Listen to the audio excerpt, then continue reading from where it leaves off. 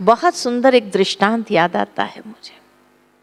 एक बार एक महात्मा जी थे और महात्मा जी ने अपनी कुटिया एक राज्य की सीमा के बाहर बनाई और वहां बड़े प्यार से रह रहे थे, अपनी साधना में लीन होते थे। उस राज्य से जो भी लोग आते थे या जाते थे, स्वाभाविक है कि जब महात्मा जी को देखते थे तो प्रणाम करते थे, और महात्मा जी की नजर अगर गई उन लोगों के ऊपर तो आशीर्वाद का हाथ ऊपर कर देते थे।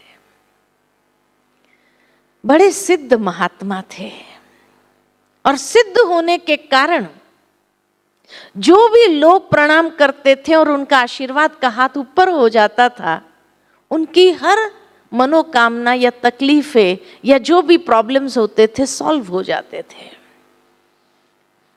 किसी को कोई बीमारी होती थी, किसी को कोई प्रॉब्लम होता था, जीवन में मुश्किलातें होती थी, उनकी सुलझ जाती थी महात्मा जी के आशीर्वाद से ही। तो नेचुरल है कि जो लोग वहां से आते थे, राज्य में बातें तो करेंगे, अड़ोसी पड़ोसी को सुनाना शुरू करते कि राज्य की सीमा के बाहर जो महात्मा जी रह रहे हैं बड़े सिद्ध हैं, उसका आशीर्वाद जिसको मिल जाए उसकी सारी मुश्किलें तकलीफें दूर हो जाती है। तो धीरे धीरे लोग आने लगे आशीर्वाद प्राप्त करने के लिए। और महात्मा जी अगर साधना में होते थे तो खड़े रहते थे, घंटों खड़े रहते थे, और जैसे ही उनके नेत्र खुलते थे प्रणाम करते थे, महात्मा जी का हाथ ऊपर होता था, आशीर्वाद दे देते, वो बड़े खुश होकर के जाते थे और सचमुच उनके प्रॉब्लम्स सॉल्व हो जाते थे। धीरे धीरे ये बात आग की तरह फैलने लगी सारे राज्य में, और ये बात राजा के कान तक आई कि राज्य की सीमा के बाहर कोई महात्मा जी रहते हैं, बड़े सिद्ध है, और उनका आशीर्वाद जिसको मिल जाए उसकी सारी तकलीफें समाप्त हो जाएंगी। तो राजा ने सोचा कि ऐसा महात्मा फिर राज्य की सीमा के बाहर क्यों रह रहा है, उसको तो अंदर आके रहना चाहिए। अगर अंदर आकर रहेंगे, लोगों की तकलीफों को दूर करेंगे, लोग सुखी हो जाएंगे, तो कर भी ज्यादा मिलेगा। आसक्ति आई उसके मन में, लालच आई। तो राजा ने अपने मंत्री को बुलाकर कहा कि राज्य की सीमा के बाहर एक महात्मा जी रह रहे हैं, बड़े सिद्ध है, उनके पास आप जाइए मेरा संदेशा लेकर के, और उन्हें कहिए कि आप राज्य की सीमा के बाहर नहीं रहो, अंदर आकर रहो। उसके लिए आपको जो भूमि चाहिए, जितनी भूमि चाहिए हम उपलब्ध करा देंगे, और उस भूमि पर आश्रम बनाने के लिए जितनी सोना मोहर चाहिए वो भी दे देंगे। मंत्री जी गए राजा का संदेश लेकर के महात्मा जी के पास, और महात्मा जी से कहा बड़ी विनम्रता से हाथ जोड़ करके कि हे महात्मन, हमारे अन्नदाता का ये निवेदन है कि आप राज्य की सीमा के बाहर नहीं रहो, अंदर आकर रहो। उसके लिए आपको जो भूमि चाहिए, जितनी भूमि चाहिए हम उपलब्ध करा देंगे, और उस भूमि पर आश्रम बनाने के लिए जितनी सोना मोहर चाहिए वो भी दे देंगे। आप प्रजा का दुख दूर करिए, यही हमारी भावना है। जैसे ही उन्होंने राजा का ये संदेश दिया, महात्मा जी मुस्कुराए, अंतर्ज्ञानी थे, समझ गए, कहा ठहरो, और अपनी कुटिया में गए। कुटिया में जाकर अपना कमंडल लेकर बाहर आए और मंत्री जी से कहा चले। कहा कहाँ? का राजा के पास, वो भूमि दान दे रहे हैं ना,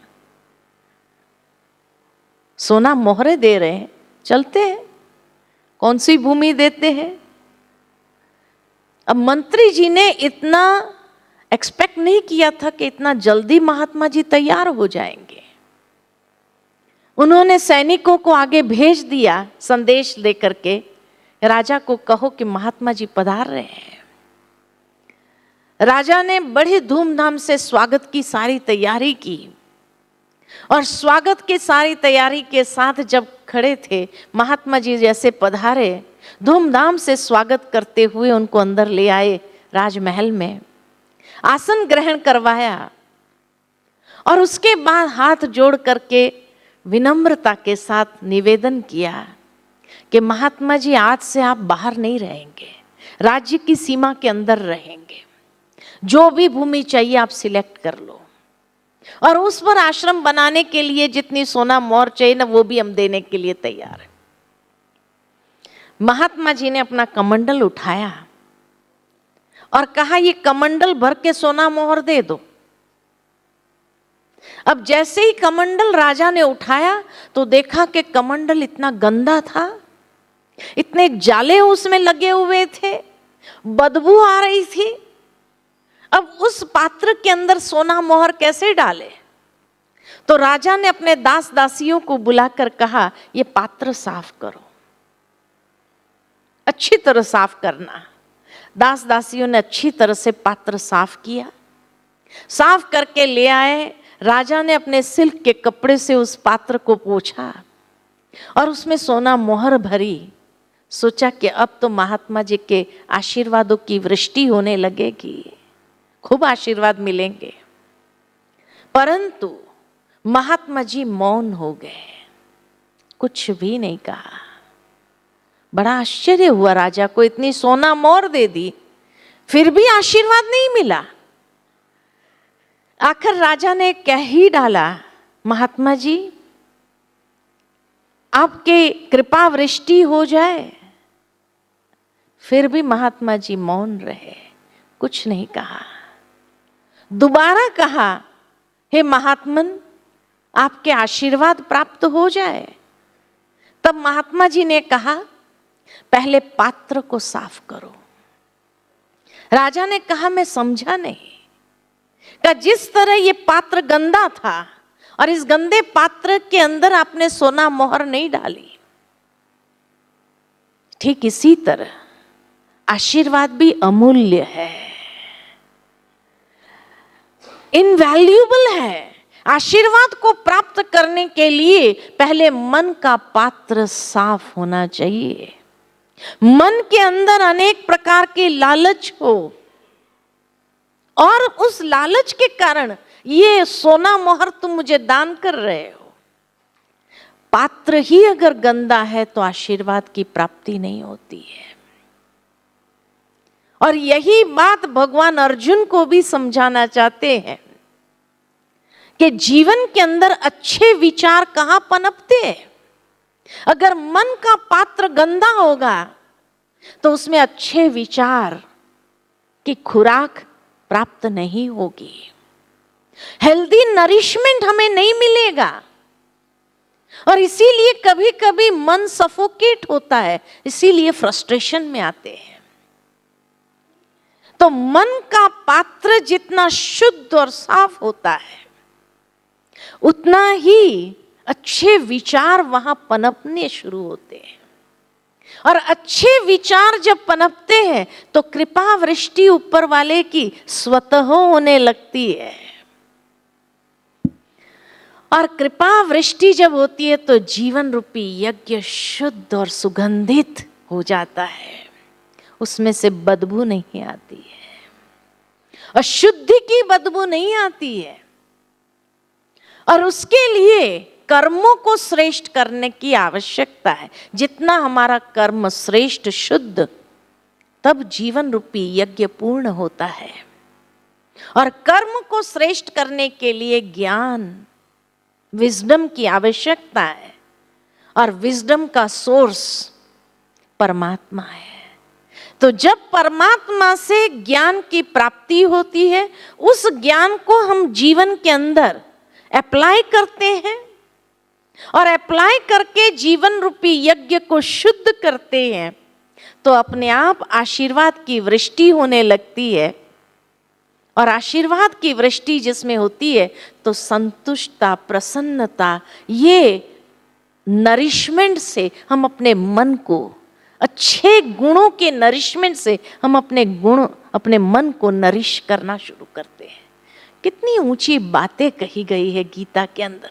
जीवन जीने की जो कला है वो कितना सुंदर ढंग से दी हुई है, लेकिन आज भी लोग गीता को पढ़ते हैं तो एक ग्रॉस लेवल पर पढ़ लेते हैं, समझते हैं और सोचते हैं कुछ समझ में नहीं आता है, इसीलिए उसको लाल कपड़े में लपेट करके बंद करके रख देते हैं।